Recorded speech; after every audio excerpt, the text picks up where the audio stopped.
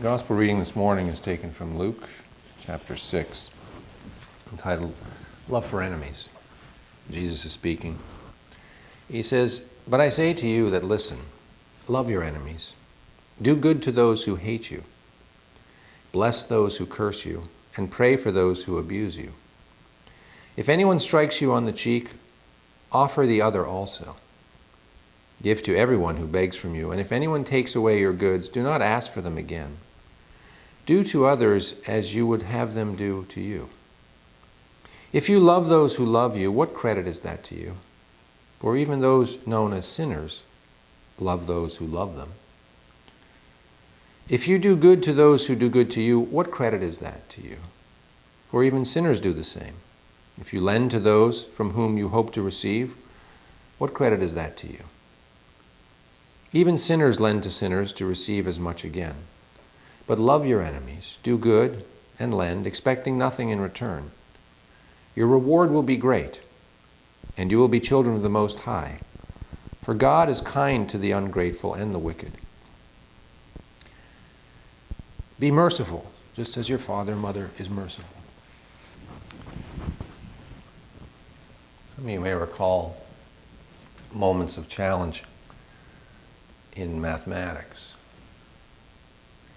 Here's an equation, bracket, x minus 7, bracket, bracket, times x squared over 3, divided by 4, close bracket, equals x over 7. Solve for x. Right. Wait, how do we do that again? The temptation is to throw a number out and see if maybe it works. Let me put 1 in x and see if I just quickly run through it if that works. It doesn't, by the way.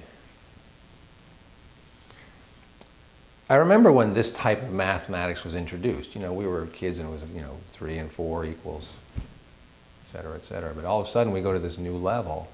And initially you look at it and it's like, I have no idea what to do. So the teacher has to provide some understanding of how the process works.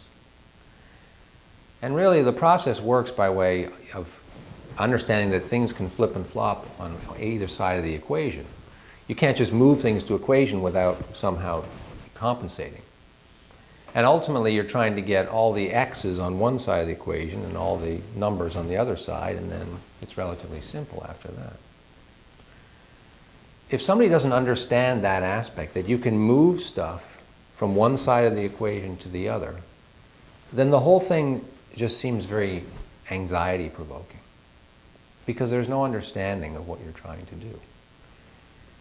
So in that case, if you've ever been in that situation, in a learning situation where you don't really understand the foundation of how it works, it causes tremendous anxiety, because ultimately you don't really know what you're doing. And when you don't really know what you're doing, it's relatively common that you're going to not come up with the appropriate end result. And that causes anxiety because we want to do good and we want to do things right. This is how I see our planet struggling with the idea of love and forgiveness. Number one, I don't think people understand what it really is. Number two, they don't know what the process is.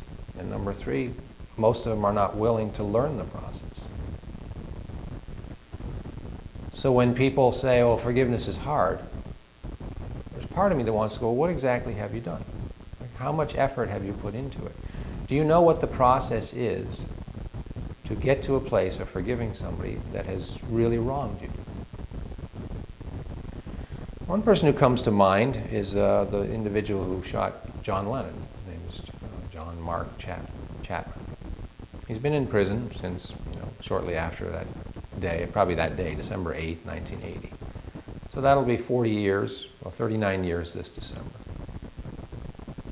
He's been denied for parole 10 times. He's had an awakening into Christ. He has communicated, if you study things about him online, he has communicated his remorse, he has owned his transgressions. But you see, the world's love for John Lennon is so huge that people are absolutely affixed to the idea that this man must continue to suffer. Now, I don't know what the right response is to his parole request, because likely if he got released, he wouldn't live very long. There would be somebody bitter and angry that would feel it's justified to kill him. And that's one of the reasons that they give. The other reason that they give is they feel that letting him out of prison would minimize the severity of his crime. That's the element that I'm talking about. That is a huge problem.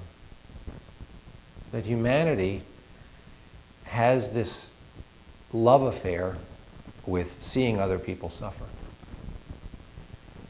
And it is a complete misunderstanding of what would improve the planet in general.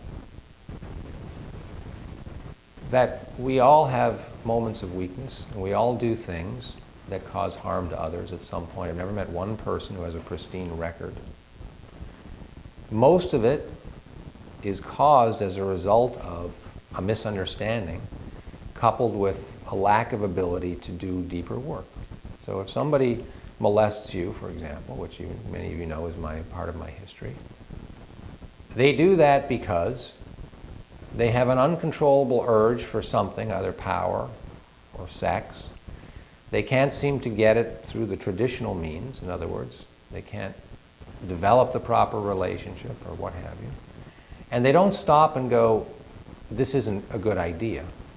They let the impulse and the temptation take them. So that's wrong.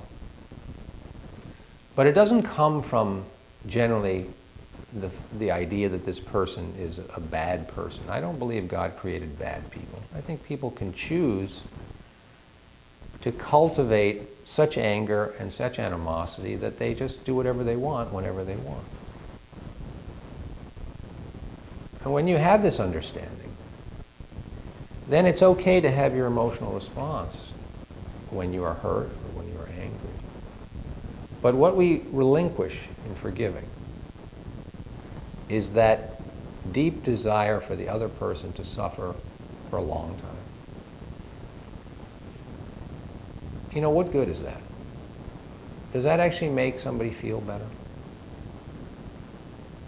I don't know if people, again, do the work, the process to go, does it make me feel better that this person is suffering? I don't think people know the answer to that. They just assume that it makes them feel better. But when you are really in touch with your heart and you are in touch with the godly part of you, you're going to find that there is a desire to provide mercy. Because it's in there. We were programmed to have that. But much like the X equation that I gave you, if you don't actually understand how to do it, then we just throw a couple, maybe one will work, well, I'll try a weird number like a half, and then you go like, you know what, I don't want to waste time with this. What if you are taught, okay, actually you have to learn how to isolate X, and then eventually you will end up after multiple lines. I remember they always wanted to see how did you get there. And then eventually you'll see that, let's say the equation turns out to be 9x equals 180. Okay, well that's relatively easy. X equals 180 over 9 equals 20. And you get to it, and it's very satisfying. It's liberating. It's like, oh, that's how you do it. Why does the planet not want to learn how to love? Why do us, the people, do not want to learn how to forgive? If you take on a really difficult forgiveness process, the first one will be hard. The second one will be less hard. The third one will be even less hard because you start to understand the process. And you start to realize the tremendous benefit when you remove the desire for other people to suffer because of the suffering that they have caused you. That is a high spiritual consciousness. It is a low spiritual consciousness to say that person should suffer as a result of what they caused me. So that is something I'm very confident about because it's anger-based, it's fear-based. God will take care to provide the experiences to an individual that transgresses against other people. That is the karmic law. In other words, God is much better at providing the consequences for those who have not yet figured out how to love. there's an element of mercy there. Because God does not want people to suffer, God wants people to be rehabilitated. Now sometimes a person is so stubborn and so righteous that no matter how many ways God tries to deliver the message, the person will not receive it. So then a difficult consequence happens, and that potentially breaks apart the person's self-righteousness. In other words, that which they subject somebody else to, they will be a subject to.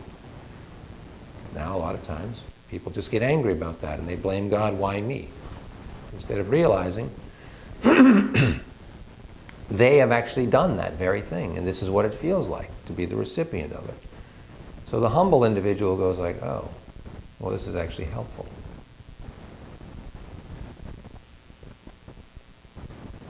We teach a process of forgiveness that is real. And how long does it take? Probably longer than you think, but not as long as forever. I mean, you'll find that it comes down to every time you go into meditation, and if there's still anger and there's still a desire for that other person to suffer, that you're not there yet. Okay, so you're not there. There's still part of you that secretly, or maybe even not that secretly, wants that other person to suffer. So we have not yet embodied our godly nature. We have still not really understood what mercy is. We don't understand the karmic system. We still are caught up in an emotional concept. Okay, well, thank God for free will. We get to have that as long as we want. But guess who suffers? You. You suffer as a result of that tension inside of your being. So you can think of the problem with love is that we have mental and emotional interference with truth. Emotional interference is like somebody hurt me and therefore somebody has to pay for it. I don't like that model at all. How about somebody hurt me, I'm going to deal with and process the emotions. And when the emotions have been acknowledged and subsided, I'm going to enter into a reasoning process with my mind and decide, what should I do now? And if my mind says, well, we should go out and kill that person, another part of my mind, my heart should go, that doesn't sound aligned with the first commandment, thou shalt not kill. So let's kind of maybe stop that one. Okay, well then what if we try to really ruin their life? I mean, I don't think that works because karmically we're going to have problems. So it becomes kind of this exhausting, I don't know what to do, but I'm just so unsettled about it. How about learning the process? How about learning what it means to give your burden over to God? You say, God, you take all this angst, and I'm sure you can hand out what is most appropriate to the individual, who from my perspective is not willing to take responsibility for what they did, is not willing to show any remorse, is not willing to be transformed in any way. You're way better at figuring out if there's any possible sliver that you can reach this person by. And I'm going to just give it over to you, and I'm going to, day by day, break apart these nuggets of anger. And when they become dust, and I can just sweep them over to you, then I will be free, right? Yeah, and that is correct. That is the process. I mean, there's some nuances to it. I'm not going to go into all those because, people come here and they feel like they're holding a grudge and they want to have that released. I will help them with it. The other thing I would like you to consider is beginning to notice the way people love. It really is quite beautiful. And people do it in different ways. There are some people, I think of some people like, for some reason, like a grandmother comes to mind. And when her grandkids come over, there's a sort of a lighting up and an excitement and a sort of lugubrious attention. And the kids love it because it's actually authentic to the grandma. That's just the kind of way she expresses her love. Grandpa doesn't do it that way. It doesn't feel like that's how he is. So he does it in another way. It's like after they have the big hug with the grandma, The grandpa takes the kids into the workshop and gets them to do little tools, and they're so excited because they get to make something. And that's the way that he loves the kids. And, he watches them with their chisels and their hammers, and he doesn't get all nervous and freaked out. He just gives them space and he watches over them, and he cares about them enough to let them explore.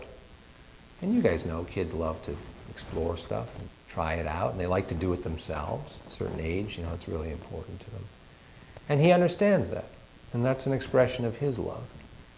And then it's time for lunch, and you see Grandma made this beautiful lunch for the kids, and it's exactly what they love. And it's like, maybe the mom says, well, please don't serve them Chicken McNuggets, but she does Chicken McNuggets because the kids can. It's not a perfect world. There are still Chicken McNuggets. But, it's like the kids just feel engulfed in this care and love. And each one provides it in a way that flows authentically for them. And I bet you that there are many ways every day that you will start to notice people doing this in your life. And ways that you do it also. And just sort of stopping and realizing that that's actually happening now. And let's try to, unbraid the part of us that goes like, well, yeah, but they probably actually got this hidden motive. Or, it's fine, but for all these years they were this way. Or, I guess it's good. We got to get rid of that bitterness. We got to stop adding that layer of disappointment to everything. And just starting to see things exactly as they are. Which means if somebody has been unkind to you for a long period of time, and then all of a sudden they begin to show kindness to you, who knows why that happened? One of the reasons is you stepped onto the spiritual path, so mysterious things can happen as a result of that. But try to receive the person in the present, not behold them to, years and years of difficult behaviors.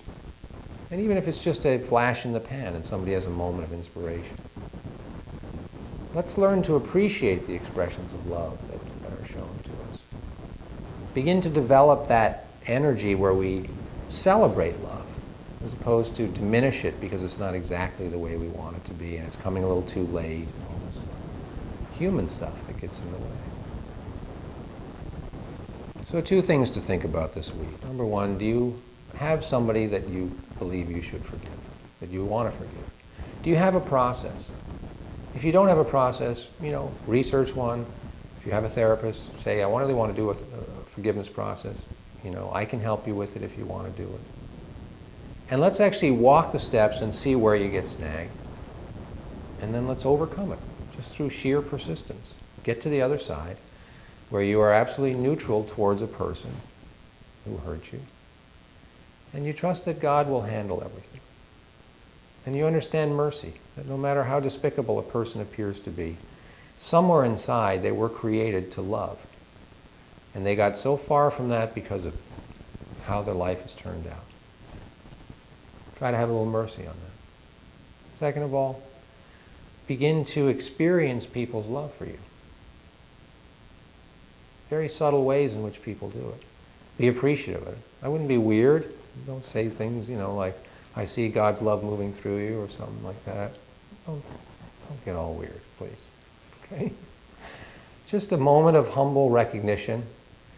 Sometimes no matter what you say, the person can get uncomfortable, because they're not used to this kind of language. But just a simple thank you or, oh, that was really thoughtful. Oh, that really helped out. Something like that where somebody can receive it. Not like, oh, I prayed that your heart would open, and finally it did. Sorry, that one is really bothersome to me. Oh, you're the one who elicited these behaviors by your prayers. Okay? Let's not be those kind of people. That part, I'm going to edit out.